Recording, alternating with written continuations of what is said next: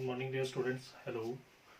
Today we will discuss continue exercise 4b by using properties of determinant. Now question number 2 is, now yesterday we have already solved the question number 1 and now today we solve the question number 2. आज हम solve करेंगे question number 2. तो question number 2 था prove that MA1 B1 and C1 first row, MA2 B2 and C2 second row and MA3 B3 and C3 third row.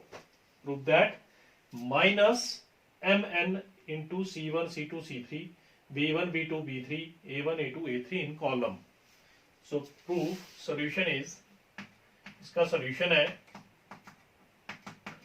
write down the left hand side and our left hand side is MA1 B1 and C1, MA2 B2 and C2, MA3 B3 and C3.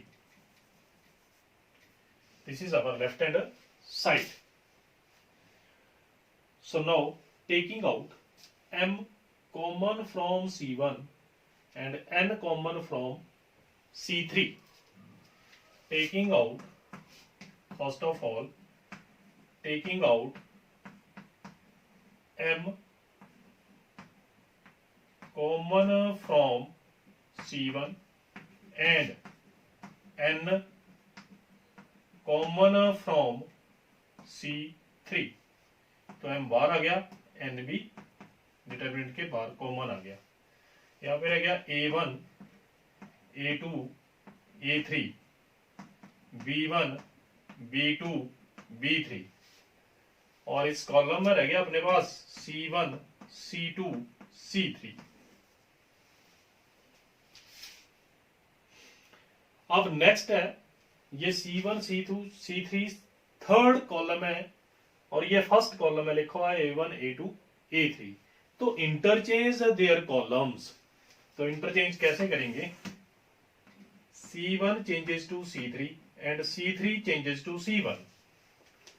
I repeat again, C1 changes to C3 and C3 changes to C1. तो C3 को C1 की जगह लिख दो और C1 को C3 की जगह लिखना है. तो होगा क्या? साइन चेंज, नेगेटिव साइन आएगा बाहर. M into n already negative sign क्यों आया? क्योंकि दोनों कॉलम को चेंज किया हमने, प्रॉपर्टी की हुई है.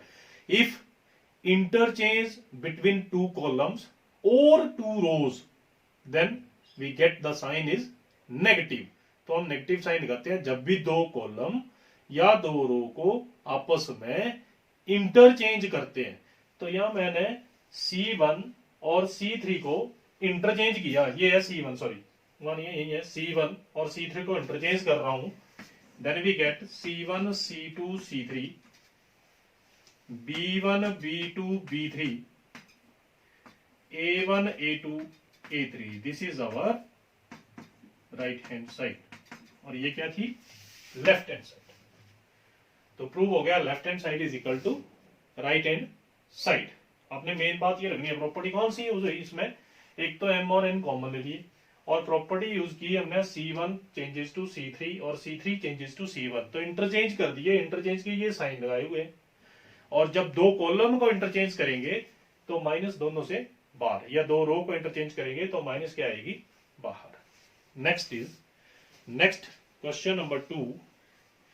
Now our second question is, second is almost same.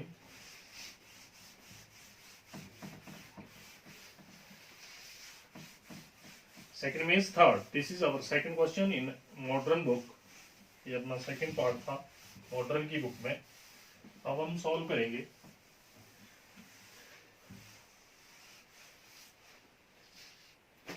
Next question number 3. जो क्वेश्चन नंबर 3 का फर्स्ट और सेकंड पार्ट है उसमें x की वैल्यू फाइंड करनी है. तो you can solve the determinant and find the value of x. आप उसको खुद कर लेंगे. आप डिटर्मिनेंट फाइंड करेंगे और उसमें x की वैल्यू फाइंड करनी है सिंपल मेथड से. And the third one is, या प्रॉपर्टी के साथ भी कर सकते हैं उनको. Third part is A B C a plus 2x b plus 2y C plus 2Z. Next value है x, y, z. Prove that 0. We write down the left hand side.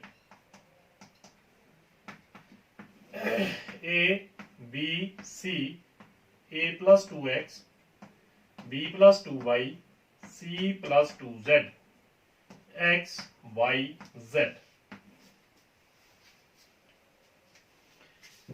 अब जीरो प्रूव करनी है तो हमें पता है zero के लिए कोई दो रो या कोई दो कॉलम आइडेंटिकल करने हैं, उन दोनों को सेम करना पड़ेगा।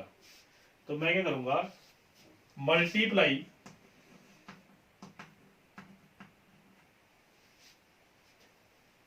टू बाई R3 को 2 से मल्टीप्लाई कर दो, R3 से 2 को मल्टीप्लाई कर दिया,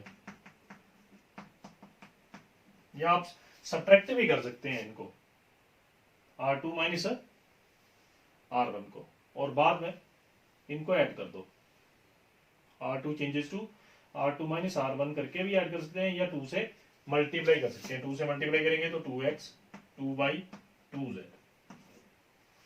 अब इसमें क्या प्रॉपर्टी लगेगी आगे, इन दोनों को ऐड कर दो, R1 changes to R1 plus R3, R1 को चेंज कर दो R1 plus R3, A plus 2x, B plus 2y, C plus 2z।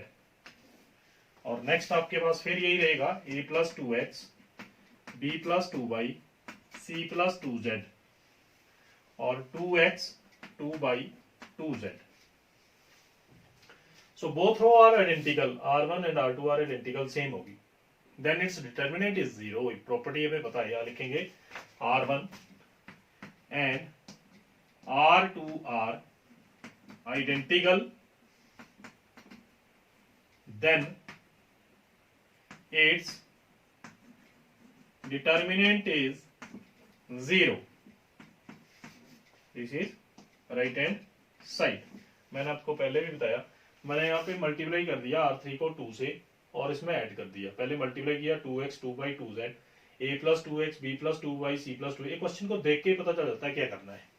इस क्वेश्चन में पहले a plus 2x, b plus 2y, c plus 2z थे, तो मैंने इसको मल्टीप्लाई किया, बाद में ऐड किया, सेम बन गई। दो इफ टू रोज और two column are same then its determinant is 0। तो इसका डिटर्मिनेंट 0 होता है। इस क्वेश्चन को हम ऐसे भी कर सकते थे, R2 माइनस R3, तो a plus x, b plus y, c plus z, और बाद में सेम प्रॉपर्टी लगानी थी R1 प्लस R3, तो यहाँ पे a plus x, b plus y, c plus z, then again R1 and R2 are identical. तो दोनों मेथड से ही आप जैसे मर्जी इसको सॉल्व कर सकते हैं। Next is question number 5, part number 1।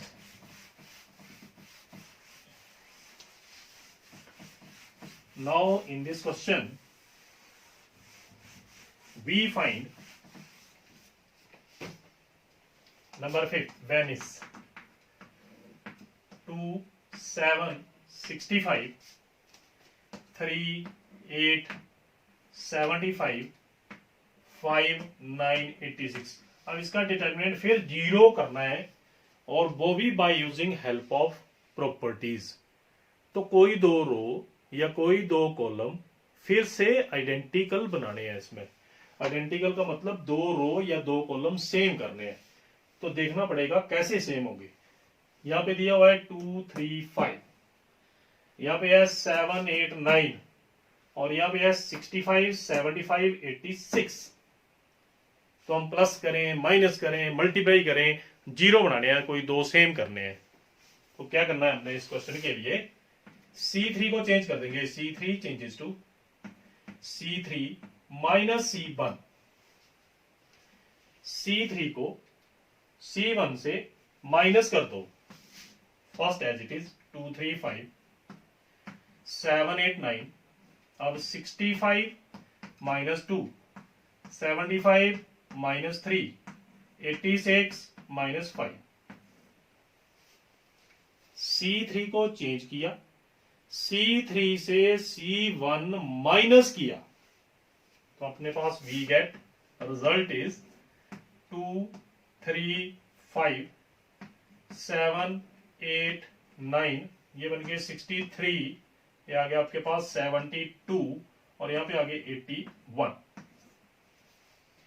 अब क्या होगा, टेकिंग आउट, इसमें से कॉमन लीजिए आप 9, तो C1 C2 और C3 सेम बन जाएंगी। टेकिंग आउट क्या लिख रहा हूं, taking out 9 common from C3, आप C3 से 9 कॉमन ले लो, देन वी गेट 2 9 बार लिख लिए, taking out common 2 3 5 first as it is 7 8 9, और यहां से 9 कॉमन लिए तो यहां पे रह गए 7, यहां पे रह गए 8, 72 थे, 9 8 जा 72, 9 9 जा 81। अब दो कॉलम सेम हो गए, C1 and C2 and C3 are identical, then its determinant is 0, तो 9 multiplies 0 we get 0। ये था अपने पास नेक्स्ट। अब इसी का सेकंड पार्ट है, हर एक में ऐसे ही करना है, सेम बनाने हैं, कोई दो रो कोई दो column, that is depend upon question, depend upon you, कैसे आप सेम बनाएंगे। आप इसमें मल्टीप्लाई कीजिए, ऐड कीजिए, सब्ट्रैक्ट कीजिए, जो भी है आइडेंटिकल करने हैं इन सारे क्वेश्चन में। फर्स्ट 5 6 क्वेश्चन सेम है मॉडल में। Second part is A B C, A minus B, B minus C, C minus A, B C A, फिर 0 प्रूव करना है। तो सिंपल दिख रहा है इसमें कि 2 रो और 2 कॉलम कैसे आइडेंटिकल होंगे। आप इन दोनों को माइनस कीजिए, R1 changes to R1 minus R3, R1 changes to R1 minus R3, तो ये R1 है आपके पास और ये R3 है, इनको क्या करना है, change, R1 minus R3, A minus B आ जाएगा, यहाँ पे B माइनस C आएगा, C माइनस A आएगा। अब यहां आ जाएगा A minus B, B minus C, C minus A, B C A। अब टेकिंग आउट की जरूरत नहीं, आप सीधा लिख सकते हैं R1 and R2 are identical, then its determinant is 0। R1 and R2 are identical, then its determinant is 0, तो इसका डिटरमिनेंट क्या होगा आपके पास, 0। Okay, thank you.